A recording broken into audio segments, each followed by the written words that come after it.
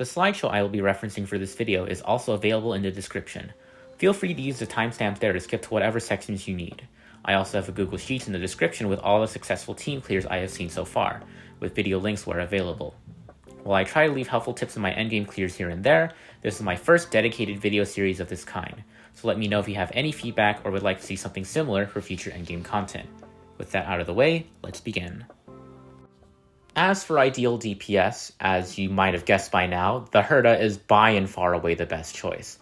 Lots of enemies means lots of stacks and tons of kill energy for faster ults, and when paired with frequent attacking eruditions, she constantly has fodder to kill and shred through Scarabaz's toughness with. She also has a strong AS buff catered to her, and only her, and upon breaking Scarabaz, gains SP and an ult to spam her enhanced skills with. The lack of advance forward compared to last rotation, of course, doesn't bother her at all. And finally, as the hardest hitting AoE nuker in the game, her damage is more than enough, even with 4-star only teammates plus Remembrance MC, which can free up your more valuable supports to use against Fantilia. And yes, you're seeing that right. Despite Scarabaz having 40% lightning res, Acheron has already proven herself to be its second hardest counter.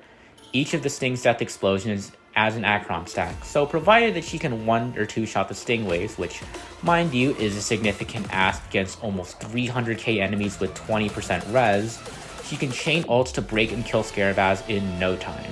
Her teammates being Nihility units also mean that they have no issue with frequent attacks and thus frequent Sting spawns, and won't conflict with your supports on team 2. With Jiao, each spawn also adds an Acheron stack, meaning one wave of Stings can generate as many as 8 Acheron stacks without any of them taking a single turn. What's 40% lightning res when your ult has 20% res pen and can be spammed at over twice the frequency? Keep in mind though that this means the gap between Acheron teams with Jiao versus without will grow even larger, though Acheron teams lacking Jiao has still been shown to 3-star clear comfortably. Rappa isn't too far behind the big two though, especially since the Hunter Stride buff lets her advance by up to 80% when weakness breaking 4 stings. Combined with a 50% action advance from her own S1, that's already 130% action advance, which when paired with Fugue's Exo Toughness breaks, can become 210% per sting wave. And with so many imaginary bars to break, her talent nukes output more than enough damage. The only thing stopping her from clearing even faster is the insane 50 toughness each sting has, which means her 25 single target, 15 AoE enhanced basic needs both E1 Fugue and Ranmei's help to break one main target from full. She also doesn't have that many great on-element AoE breakers to help her out, as Linksha doesn't really work until the stings are broken. In terms of supports, Harmony MC, Pella, and Welt are the only options, and they either have single target or bounce skills, which aren't as good versus 5 targets. While for sustains, it's either Luocha, who contributes barely any toughness, and shielders like Aventry and Ice March, who just can't keep their shields up on her. Honestly, your best sustain option is to just run Linksha anyways for the break foam, and slap Fugue's skill on her if you can. To be honest though, all of these downsides don't eclipse her great matchup against Scarabaz with both favorable boss mechanics and buffs. Plus, as a break DPS, she can easily run a sustainless team with Fugue, Ranmei, and either Harmony MC or Pella as a third slot, especially since break supports can be built tanky and their break delay helps with survivability. Argenti being placed this high might be a surprise to see here for some of you, but what might be even more surprising is that he can actually play both crit and super break to great success. For crit, he really appreciates a 50% physical damage being paired with the Feats of Might buff, which most teams will want anyways for the F-res, and for super break with Fugue, he can use Hunter Stride to move up 80% per wave of AoE breaks like Rappa can. Physical breaks also have the highest base damage out of any element, and especially when paired with Fugue, getting 2 of them plus the accompanying super breaks should chunk most bugs. When Scarabaz's weakness broken, Argenti also gets a full 180 ult refund, which helps address his lackluster single target damage. Keep in mind that he'll usually want to spam his 90 cost ult otherwise though. And well, that's not all. As an erudition unit, he can even work as a great support for the Herta, with his frequent off-turn ults. Both sub DPS and crit with pure support, with Speedy Eagle and Energy Regen can work in this role. Keep in mind that his ult looping ability outside of supporting roles is dependent on his damage, so as with Acheron, he also requires good investment to be played as hyper carry. both sub DPS with crit build and pure support with speedy eagle plus energy regen can work in this role. Keep in mind that his ult looping ability outside of supporting roles is dependent on his damage, so as with Acheron, he also requires good investment to be played as hyper carry. Boothill is probably the only single target unit that can be said to have a good matchup versus Scarabaz, as he can consistently do elite level damage versus the stings and can advance himself with the Hunter Stride buff. His ult delay is also good for keeping Scarabaz from acting, and combined with the ability to run tank body and orb, you can even try running him in sustainless comps.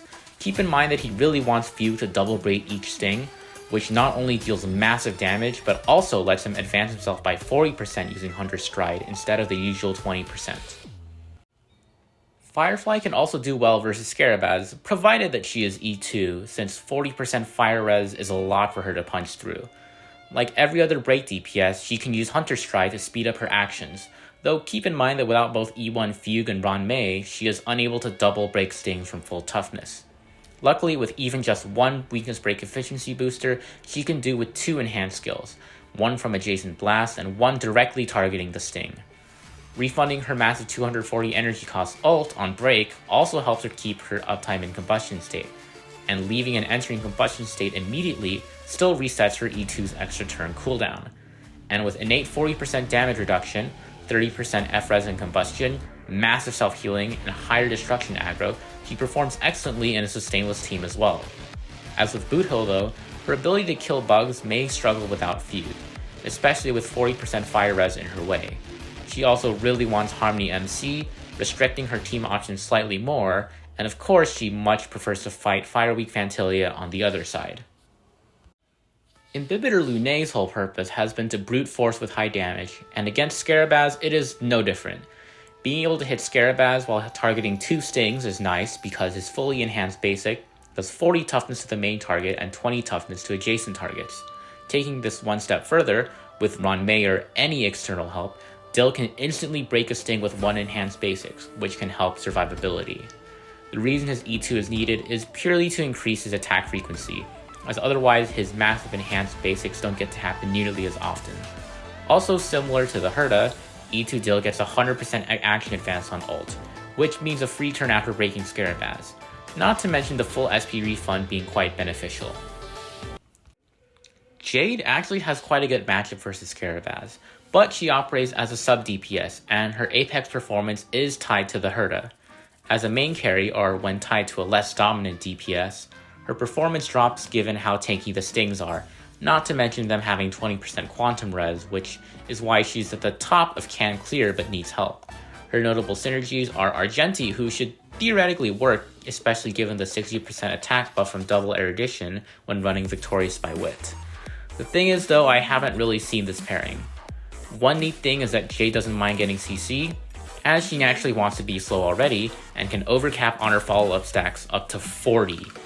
Outrage forces her to basic, which she usually wants to do anyways, and as soon as she escapes CC jail, the stings better be ready to receive the most brutal whipping of their life.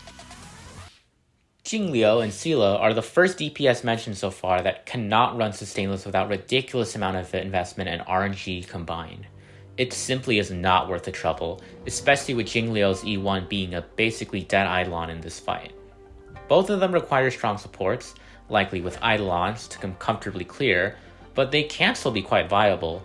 Jingliu actually gains 35% F-res in her enhanced state thanks to her A2 trace, which when paired with Feats of Might can make her have 85% F-res and thus good at soaking up CC as a destruction unit. Being able to work on 2 stings at once while being largely on element is also nice. Make sure to pay attention to her HP drain though. Seele on the other hand has lower aggro as a hunt unit, meaning she can better divert CC to more susceptible units. She also has a constant stream of enemies that apply AoE vuln when they die, so while she may take a while to get going, she can potentially string together multiple sting kills in a row, provided her damage is enough. She also excels at killing Scarabaz while weakness broken, due to her high speed and single target damage. Yunli and Clara both being on the same tier might also seem surprising at first, but at lower investments their performances are actually about equal. While Yunli has a spammable taunt that comes with CC immunity, making her perfect at soaking up Scarabaz entanglement attacks, her counter being a bounce attack means that against 5 enemies, her single target effectiveness is usually cut in half. Additionally, when her ult is down, she lacks damage and CC resistance, compared to Clara, who has perma 35% CC res and 35% damage reduction. Not to mention that Clara's skill is AoE versus Yunli's blast. Of course, at higher investment levels, like with E1 Yunli and or E1 Robin, it doesn't matter that Yunli's counters are at half effectiveness. Everything is gonna die anyways. And at these investment points, Yunli actually has a positive matchup versus Scarabaz due to receiving frequent attacks, receiving 2 free calls while Scarabaz's weakness broken, and having stings to counter while Scarabaz is still vulnerable. So, in conclusion, Yunli and Clara have about the same floors, though Yunli's ceiling for those who are willing to hyper-invest definitely exceeds everyone else on this tier.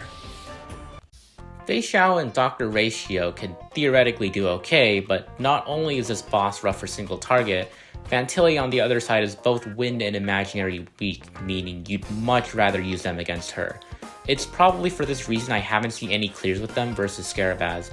People are just too busy using them on the other side, and given the Hunt's stellar performance there, why wouldn't they?